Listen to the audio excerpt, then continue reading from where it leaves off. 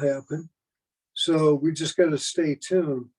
I knew intuitively that it was going to be like this. It would be chaos, a lot of fourth ray confusion, but out of it at some point will come harmony.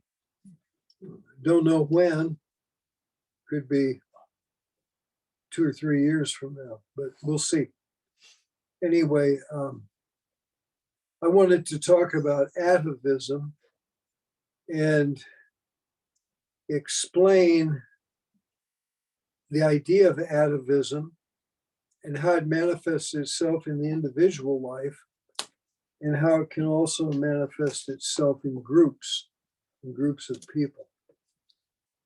There's a lot of examples. So one of the things, if you can see this picture, I bought this picture for a specific reason. It's about some Roman, I can't even remember the title of it, but it was painted in the early 1800s, I believe. And it reminded me of events that took place on Atlantis, events of destruction, of the sinking of Atlantis, wherever it was. We've talked about it before. Of course, the truth is Atlantis was all over the planet. Plato said it was beyond the Pillars of Hercules. And the people assume that beyond the Pillars of Hercules is the Straits of Gibraltar, but that isn't it. There's another Pillars of Hercules. And those pillars are exactly where Plato, at least he pointed in the right direction, were to the south, it would be southwest of Greece, where he was, and they're twin caves. Have any of you ever heard me discuss this before? Don shaking his head. Yeah, okay. So the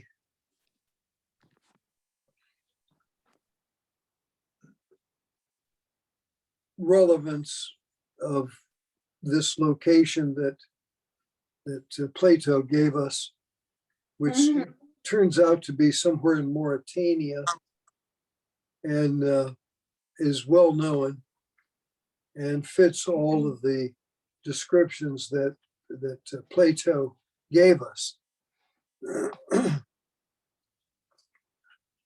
But I'm more interested in the history, certain aspect of the history of Atlantis and what happened. Atlantis was, the Atlanteans were members of the 4th root race. We're members of the 5th root race, the Aryan race, not in the context that Adolf Hitler spoke about it, but in the true theosophical sense and meaning of the word of being Aryans. The first root race of the 5th root race, of course, was the Hindu people.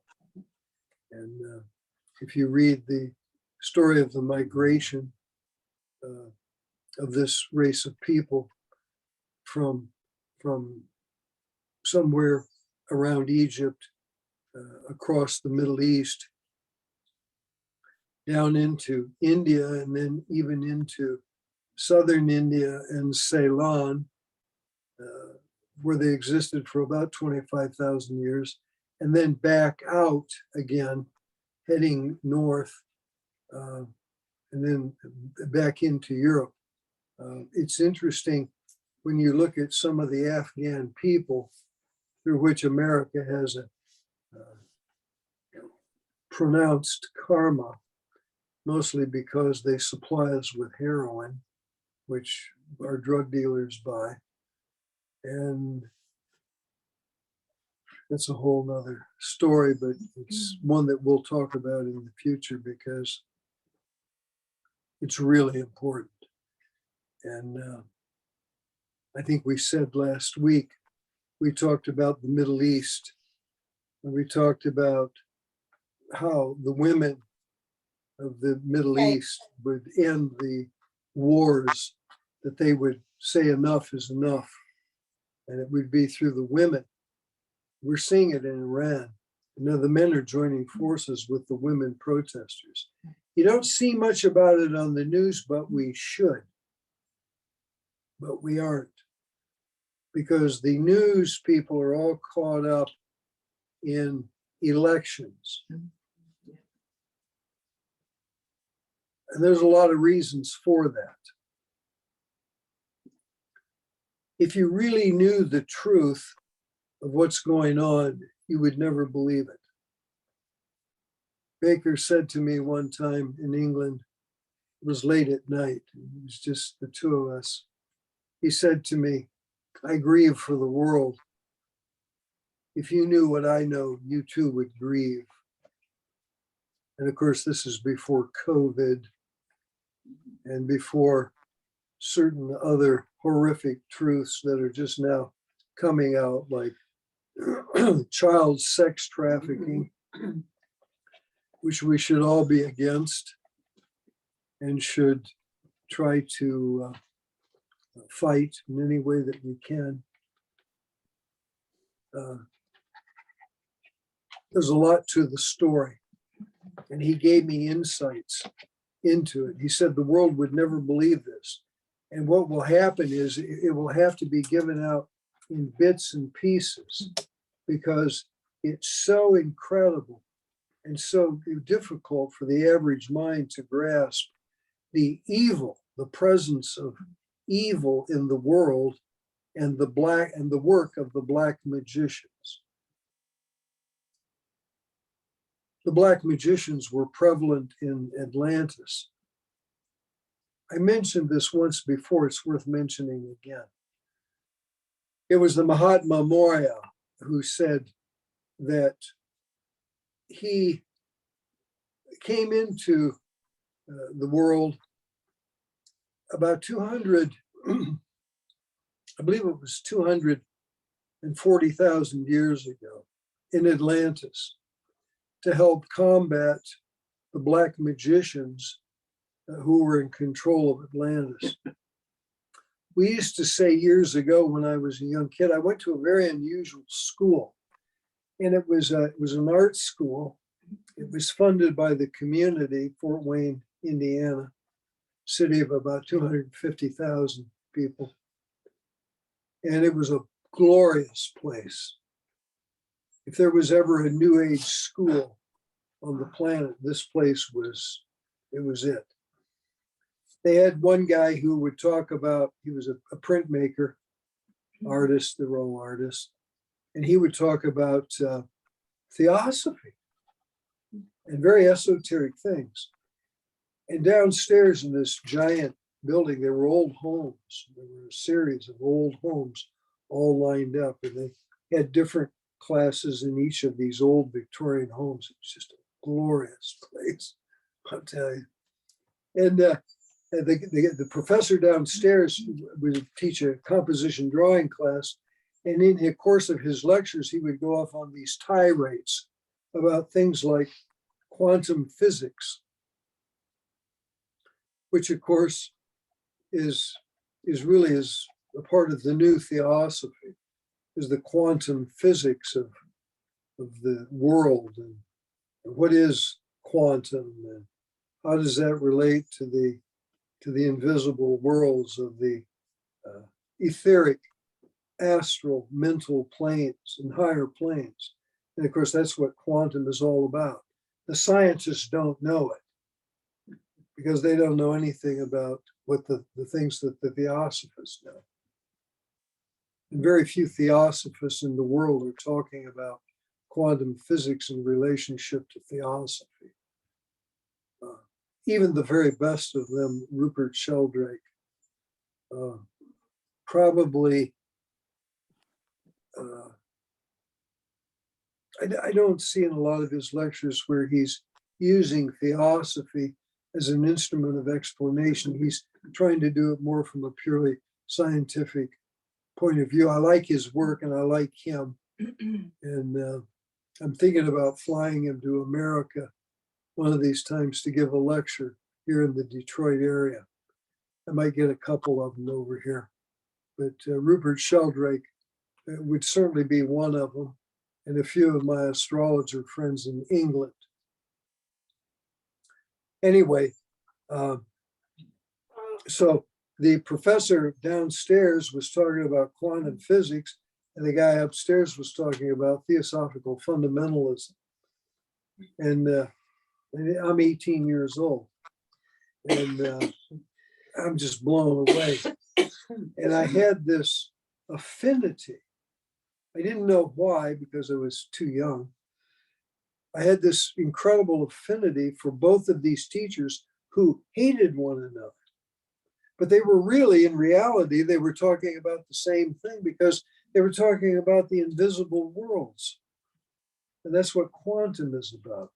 I've used the analogy before, it's worth mentioning again, about the occult observations, the clairvoyant observations of C.W. Leadbeater, probably the greatest clairvoyant who ever lived, certainly that we know of. And he said that in his observations, he and Annie Besant drew pictures of his observations. And he drew the atomic structures of the periodic table. And he was criticized.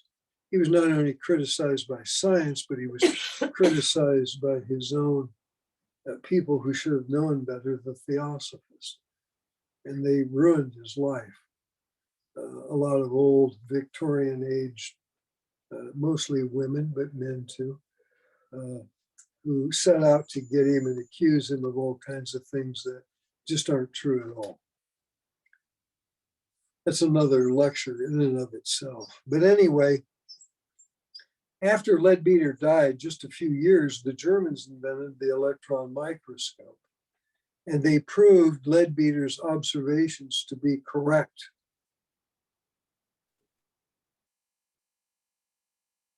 Now, that's worth thinking about. And of course, what's happened since then, I don't know what the names of them are, but there are instruments that are invented and will be invented that will, George Delaware had actually invented one, where they can photograph the etheric body of a tree or the etheric body of a human being or of anything. We go to a lot of these New Age festivals, and they have these aura cameras there, which people think they're getting their aura photographed, and they really aren't. It's a cold emission of the body, and they're photographing a cold emission. It's not the astral body or the etheric body or anything like that. But people enjoy having their pictures taken. The guy with the camera makes a fortune. So with more sophisticated equipment, which is coming in the future, we'll be able to see into the astral and etheric worlds more clearly. And that's happening gradually. A glorious future lies ahead. No matter how bad you think things are, a great, bright future lies ahead for all of us, because we're nearing a critical point in the history, really, of the Aquarian age. We're birthing the Aquarian age. And the birthing process is difficult. Ask any woman. It's difficult and it's painful. And once it's over, it's such a tremendous relief. One reels at the thought of what the poor women have to go through. But then a glorious thing happens, a baby is born. And that's the way it'll be for the new age. We're in this extremely stressful period of time. And when we're in these periods of time that are so difficult and are so stressful that a lot of things happen. We're at the end of a century, the beginning of a new century. We're at the end of a bimillennium and the beginning of a new millennium. We're at the end of the Piscean age and at the beginning of the age of Aquarius. All these things are happening simultaneously. We're fortunate that we're here. We chose to be a part of it, to be here now. Part of my job is to help bring it in any way I can. Here we are. There's almost 6 million people in Metro Detroit area. 5.5, I think, is a fair number. 5.5 million people in metropolitan Detroit. And we are a small group of people here, plus our friends on Zoom, our Zoom meeting, who are talking about very esoteric things when nobody else is. So we are the few who Blavatsky talked about, the few who are many. So if you gathered all of the people in the world together who are inclined to the esoteric, who believe in it, who've read books and studied, many of them all of their lives. Those are the few who are the many, because if you could get them all together, you could fill football stadiums with all the people, soccer stadiums, with all the people around the world who are interested. And many are good students of the wisdom teachings. So there's a couple things I want to say. The black magicians who existed in Atlantis, I believe, are in the world again today. You would expect that because we're transitioning from one age to another, and there are periods of difficulty, plus fourth ray energy, third ray, fourth ray, and seventh ray energy is coming in abundantly at this time. And the world is filled with crisis and conflict. And our job is to try to make sense out of it, share the knowledge with our friends who may be distressed and who are seeking answers, especially the young people. We need more young people to show up here. The problem with the young people is they don't care about any of it until they're about 45 or 50 years old. But it's nice when you can get the young people to show up. And we've had young people in the past who have come to our lectures, and some of them have attended on Zoom meeting.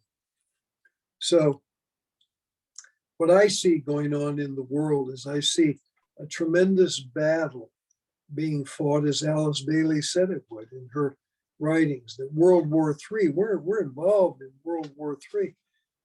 She said it would be fought in the clouds. What does that mean? Well, she said that, 90 years ago, before computers, really even before television was really mainstream, that somehow electronic communications would be used by both good and evil people. And in this way, the computer and the television and the news people and the people who have a powerful presence and influence in the world are either telling the truth or they're spreading lies. We said years ago when I was at this particular art school where I attended as a young boy, these were the kind of conversations we had in my school. The black magicians of the 20th century are alive and well on Madison Avenue. Think about it. The guys that are involved in the advertising business are trying to get you to buy their product. And they'll do anything they can to get you to buy their product, because in order for them to get you to buy it, they have to convince you in your thinking. And that's what they're doing. It's a form of black magic. And we used to say that many of these executives on Madison Avenue were reincarnated black magicians of Atlantis. I still believe that today. It's absolutely true. They've reincarnated again. Some of them are politicians. Some of them are the news people. Some of them are people at, Facebook. It probably wasn't too different in Atlantis 240,000 years ago than what it is right now, where there was a group of black magicians and their subservient people. It'd be the guys working in the offices there at Facebook and Twitter and all those, trying to influence thinking. Mahatma Moria said that when he had incarnated 240,000 years ago to help fight the black magicians of Atlantis, he said that things became so deranged, so upside down, that any person who spoke the truth could be put to death. And we're not too far from that today. And that's one of the great fears that I see in certain political organizations, that you got to suppress the truth. Because if the truth comes out, they're going to all hang, symbolically speaking. And maybe literally speaking. It's a very unusual time. But it's unusual because the opportunities that are ahead of us are also unusual. And this is part of the subject of atavism that I wanted to talk about. I started out, I guess, mentioning it. But atavism is where habits, qualities, and characteristics from previous lives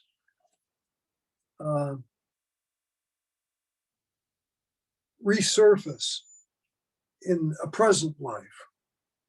I can remember walking through the airport back in the 70s. You all remember this. You're all old enough to remember that they would be filled with these Hare Krishna guys. They don't exist anymore, but they used to be plentiful in the airports back in the 1970s, handing out Bhagavad Gitas to everyone. And they were American kids, and they were in the paraphernalia, the clothing of the Hare Krishna people, and had the haircuts and everything. I wondered about it for a lot of years. Why is that? And then somebody, a very brilliant initiate friend of mine, explained to me the idea of atavism and how atavism will surface in individual people.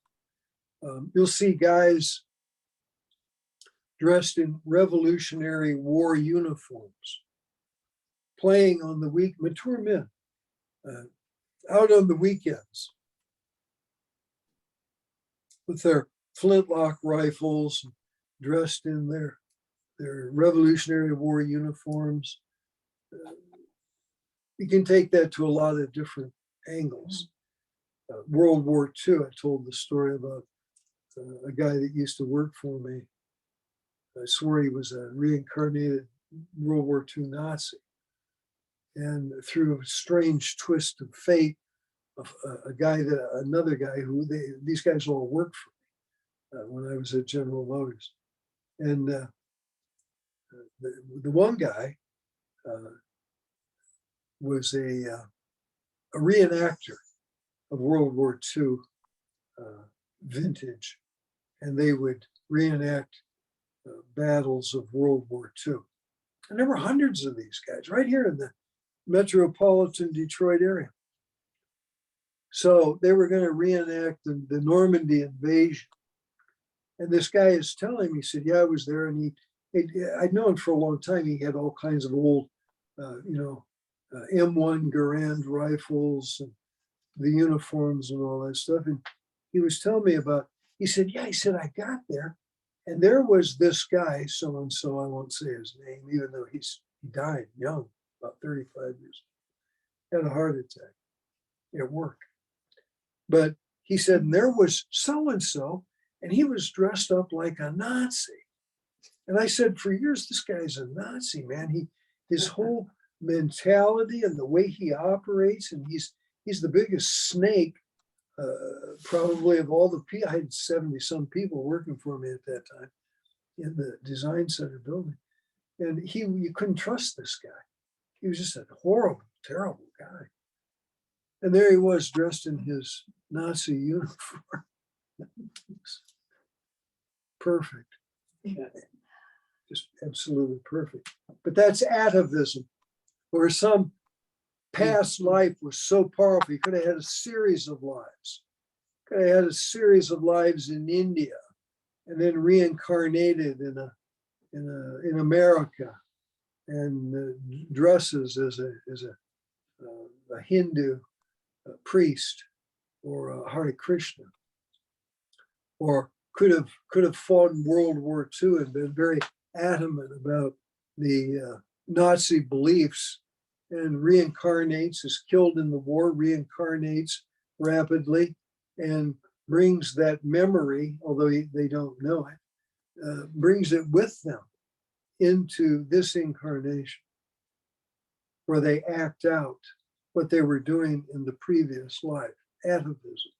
And so one of the things that I believe, from my perspective, is I'm seeing atavism of Black magicians from Atlantis who are in the world, who are trying to control the news media, the narrative. You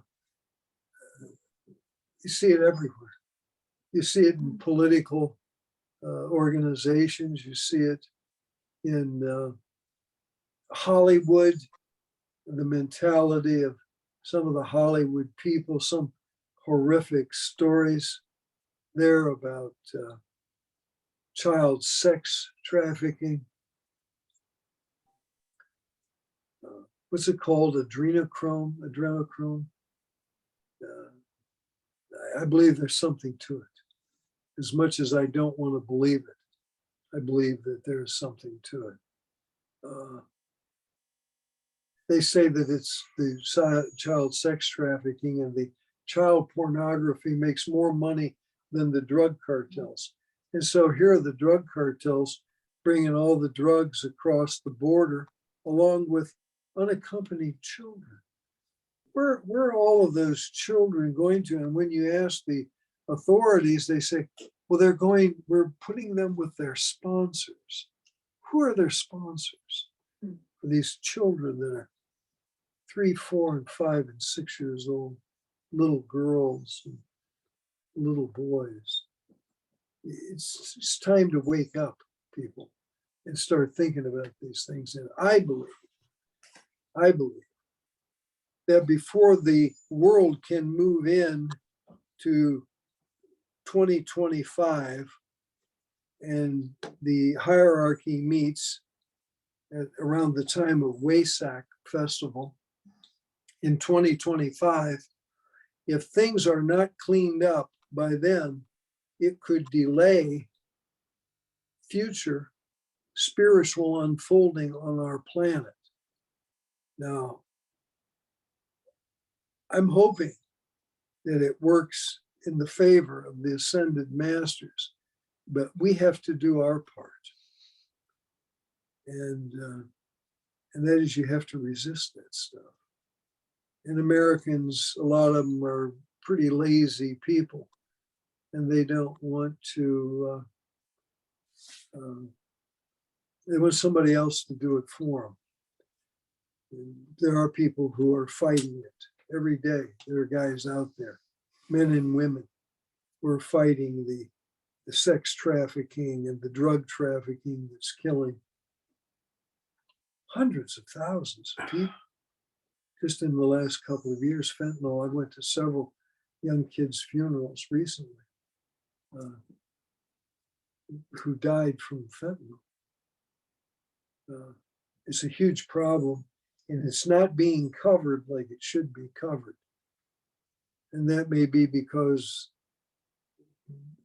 the dark forces don't want it to be covered, would be my guess. Anyway,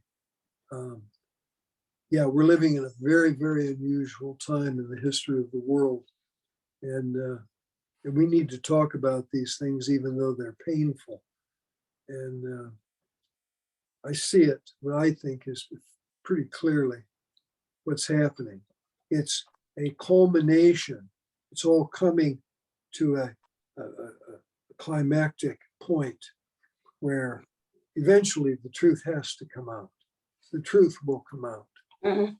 The people that are guilty are doing everything they can to suppress the truth, whoever they are. The thing they fear is the truth. And that's always the way it is. That's the way it was in Atlantis.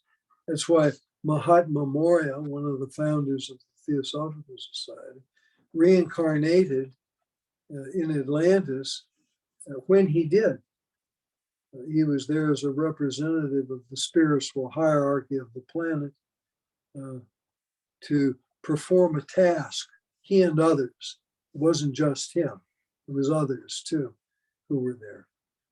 And hopefully these ascended masters are with us now. I believe they are. I think maybe I've met a couple. I could be wrong, but I don't think so. And they have a plan, and the plan is unfolding. And be mindful of what I'm telling you, because I believe the future is bright, and that the forces of light will win out over the forces of darkness. And it's just a matter of time. I think that the next 2 years are going to be so intense that if you think it's been intense the last year or two or more, you just wait for the next 2 years. One of the things that has happened too, the Schumann resonance of the planet has changed dramatically. The scientists say that it's been constant for 10,000 years, but with the latest of the sunbursts, these solar flares that have been taking place on the surface of the sun, the resonance has moved up to about 20 or higher, which is astronomical. Somebody in England, it wasn't Joe, but somebody in England told me it was even higher than that, and I was flabbergasted. But it's significant, because if the solar flares, the biggest ones, some of them that they've ever recorded, if that's true, that's a reality, then there's something behind it. And what I believe is behind it is that the spiritual hierarchy is preparing for their externalization in 2025. Like I said, I think some of them are already here. They've always been with us. And that's, you watch these programs on television about, what is it, the History Channel, and Ancient Aliens. Those guys need to read some books on theosophy, and then they could put a much more accurate story together. But the ancient aliens that they're talking about are the initiate beings, spiritual hierarchy, and others who have always been with us. The Manasaputras, theosophy says, who have always guided humanity. It'd be fun sometime to to maybe get one of those History Channel DVDs and play it. We could click it off and then talk about, from an esoteric point of view, we could talk about what those guys on Ancient Aliens are saying. I found a note today I was cleaning up the house, and I found a note that I had written to myself about a program that was on, I think it was the History Channel. And it was several years ago. And it was about, the title of it, I think, was called, forget how they worded it, a spaceship to the moon, but what it involved is it involved the colonization of the moon. It's a huge and very esoteric, very complex subject. But somebody had asked me the other day on Facebook, I published some things about the significance of a lunar eclipse and what happens at the time of a lunar eclipse. And one of the things that happens is that the karma, a portion of the Earth's karma, is burnt out. And whether it's a lunar eclipse or a solar eclipse, this is the way it works. The shadow of the Earth blocks out the lunar eclipse, blocks out the light of the moon. The moon blocks out through a very incredible, I've got even pictures of it, form of spiritual sacred geometry. It perfectly blocks the radiation of the sun. The moon does, because it's at the exact spot where the surface of the moon in its relationship to the sun is the same size as the sun, and it blocks it out perfectly. What happens esoterically when that shadow, when that planet blocks the sun, or the shadow of the Earth blocks the moon, an energy is built up by either the moon or the sun that's radiating light energy out. It's blocked. And then as it releases and it moves away, that energy has a rush of energy that's released to the Earth. It's an incredible thing. A lot of people feel it. There are people who are sensitive. I think many of us felt this most recent lunar eclipse. Yesterday's was the 8th, November 8th lunar eclipse. That blocking of the light of the moon, and then its gradual release as the shadow or the eclipse moves away from it. But those events are always important. They're always important. I remember the last solar eclipse of the 20th century. And we've talked about the trajectory of the eclipse across the surface of the planet. They called the path of totality. And the path of totality of that solar eclipse, or of any solar eclipse, depending on certain astrological things that exist in your horoscope, can have a powerful meaning. And one of the things that came out of the last solar eclipse of the 20th century, we should show it. One of these times I'll get the globe here, and that crude little instrument. I've got a white coat hanger perfectly arcing across the globe I have up in the living room. And it shows the path, or the trajectory, the path of totality across the Earth. And every country, it was said by very esoteric astrologers, that every country that path of totality hit would have a rebirth in the esoteric wisdom teachings. And it ended off of the tip of southern India, but it began off the coast of America. And that's significant too, because America plays a very important role in the early unfolding and development of the age of Aquarius. We're starting to see it already. And it may be because of the fourth ray, which is coming in very powerfully, that the fourth ray will bring about state governments. It'll decentralize the government. If you want to drain the swamp, the way you drain the swamp is you take power away from the swamp and you give it back to the states. And already you can see that happening.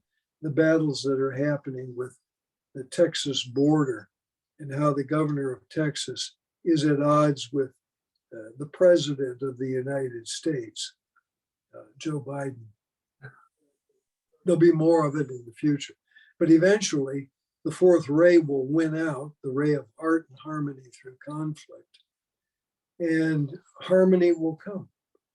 The issue when America was being formed, the issue was always states' rights versus federal rights. And the states will gain back power. The swamp will be drained by doing so, giving power back to the states and taking away power from a centralized government in Washington, D.C., which I believe is as corrupt as probably any government in the world now. But these are things that we have to look forward to. When you watch the news, see what these governors in these states are saying and how they're at odds with Washington, D.C. It's really enlightening to see that. What time do we have? Is it a quarter after? It is 8:17. Oh, it's 8:17. And my watch is off a little bit. Okay, so we got about 13 minutes left. Does anybody have any questions or anything that you want to bring up tonight? Or maybe there's people on the Zoom meeting that might have some questions. We've covered a lot of subject matter tonight through a series of vignettes. And I'll open myself to questions if there's anybody out there who would like to ask questions. Anybody on Zoom? Yes, this is Siva Prasad, David. Yes. Oh, How are you? fine. Sorry, I missed some of the lectures earlier and now I joined. So I am happy to appreciate your beautiful lecture today about the esoteric things and then about Atlantic, and you cover a wide range of things of information, which is now as we compare to the current situation, yes, it is true that we have to, the truth should come out. See, Yes. many things which are not really in line with like sustainable livelihoods, and then Yes. the natural living, going against nature, or the materialistic attitude, etc., etc. So certainly the theosophy helps, and more theosophical teaching should really emerge, and people should get together. So the Adyar convention will be there this next month, and December 31st to 4th of June. International Convention of Theosophy at Chennai will take place. Yeah. Yes. I'll try to make it over there. Oh, you want to come? Are you coming? Yeah. I'm thinking about good. it. Yeah, I've been a theosophist for 50 years. Yes. Please come. I will be there. And also after that, I am coming to America for 3 months. From January to March, I am there in America. Detroit, my daughter is there. Good, Yes. we'll get together So, when you're here. yes, yes, David, try to make it. We'll meet in Chennai. Thank you. Very good. Thank you. Thank you. Anybody else, the question or comments? How about here? Don. Yeah, in light of the eclipse and expecting the unexpected, Mhm. is that that could be good or that could be bad? Yeah. So I mean, Yeah. it's It's scorpionic. so it's not. Scorpio is the image, the sign of Scorpio is a scorpion. And it's the sting of the scorpion. It's sudden, it's unexpected, it happens at a rapid rate of speed. And like I said, we always, in England, we always used to say, expect the unexpected. I can remember being at the truck engineering facility in Pontiac, huge building. My God, it was a whole factory that they had, General Motors had remodeled into offices. Really nice offices, a factory, a truck factory. Yeah. Built in the 1920s. And the moon was in Scorpio. Whenever the moon is in Scorpio, I have things that happen to me suddenly, unexpectedly. And I was walking around the corner and a guy was coming around the corner in the opposite direction. We ran into one another and he said to me, "You're just the guy I'm looking for." I said, "What?" He said, "The vice president wants you back at design staff. And he sent me out here to get you." I said, "Okay." So it was completely unexpected. But it happened during a full moon or during a moon in Scorpio period. And there was the guy, that he was the scorpion, so to say, and caught me completely off guard and changed my career. My career changed that day, just 180 degrees. So things like that, they happen unexpectedly. Moon in Scorpio. And the moon was just in Scorpio. And like I said in the very beginning, what the Democrats thought was going to happen didn't happen. And what the Republicans thought was going to happen didn't happen. And so now we got to wait and see. So the astrology works. That's all I can tell you. Esoteric astrology works. Blavatsky says in the Secret Doctrine, Volume 2, on page 500, we've talked about it before, it's worth mentioning again, that one of the deepest secrets of initiation is astrology. When you can really understand astrology, the quantum physics of astrology, you can explain astrology through the laws of quantum physics. And this may be the next great venue. The next evolution of theosophy will be quantum physics and being able to explain exactly what is happening through quantum physics. So here's the quantum of astrology. An aspect in a horoscope is in its superposition. And once it's observed, it collapses into the realm of probabilities, which are written out as permutations. Those are the laws of quantum physics, and they apply to everything. It applies to astrology. And so a really good astrologer, we've demonstrated here with various charts in the past, those aspects in the mind of an astrologer are morphed and changed into sentences. They're changed into sentences. We've talked about it before, about the evolution of the English language and how as an initiate being, wasn't Will Shakespeare, It was an initiate being who lived near Will Shakespeare, who wrote the Shakespearean plays. And his job was to do something that would have an impact 500 years into the future. And that was to make common the dialect of Kent into the English language and bring in other words from other French, other cultures, other countries, Greece.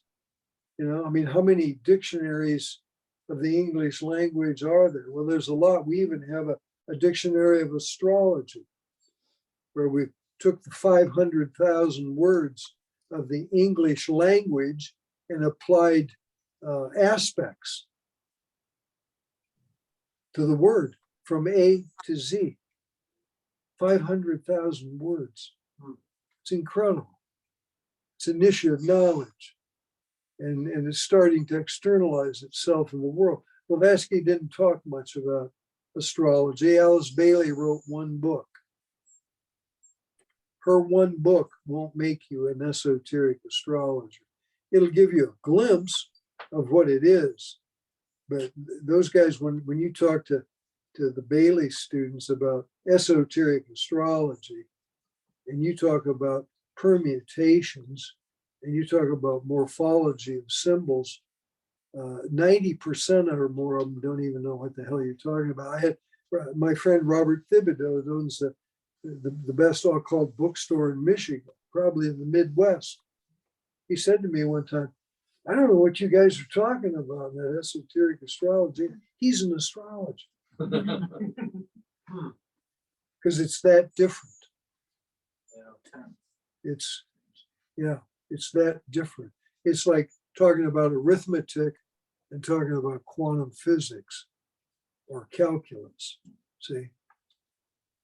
So it's all part of a whole new group of wisdom teachings that were brought out after 1975. And we talked about the three outpourings, 1875, 1925, 1975. In 50-year increments, these great breaths or expulsions of wisdom teachings came through Blavatsky, Bailey, and others. And we're living in a really incredible time. So let's, I guess we can pretty much finish up for tonight. If anybody has a Zoom, any of our friends on Zoom tonight have a Yes, question? I've got a question, David. This is Jean. Hi, Jean. What other interpretation might you have for the blood moon, which is red, and its correlation with the red wave that didn't actually happen, and possibly the moon in Scorpio? What other ideas do you have on that as it reflects upon our elections? That's a good question. Well, as I think I said it best in the very beginning, expect the unexpected. So the Democrats didn't expect what was going to happen, and the Republicans didn't expect what happened, but yet it's still unresolved, isn't it? Unless I haven't watched the news recently, there's still elections to be decided, and then we'll have. We're all looking for resolution to it, but right now we're in an impasse because what we expected to happen didn't happen, and that's scorpionic. I never expected the guy to walk around the corner and run into me and tell me to hightail it back to General Motors Design Center for truck engineering, but it was a blessing for me. And so it's the unexpected. It happens during times of Scorpio, when Scorpio is prominent. And doesn't Scorpio have something to do with the secrets and things that are behind the scenes that are occurring? Well, it certainly can have, yeah. Scorpio. Yeah, it's a great sign. I knew a lady once that was a triple Scorpio. I tried to avoid her as much as possible. She liked me, but I tried to avoid her.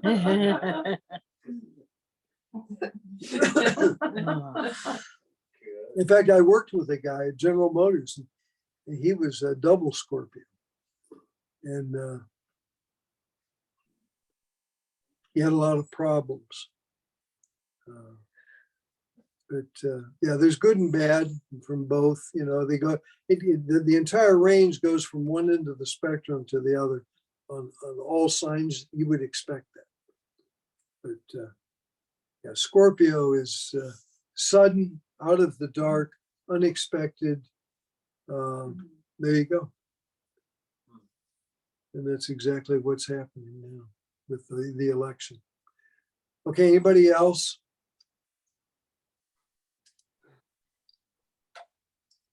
Okay, I think we'll call it a night. I'm going to thank everybody on Zoom and thank everybody here. And the food tonight for our potluck dinner was extraordinary. So thanks a million, everybody. And we'll see you in another 2 weeks, probably. Kelly. Yeah. Come here. Thanks. Okay, thanks. Love you. You're so Thank sweet. you. I love you. I love you. And he's my husband. Give him a hug. No, he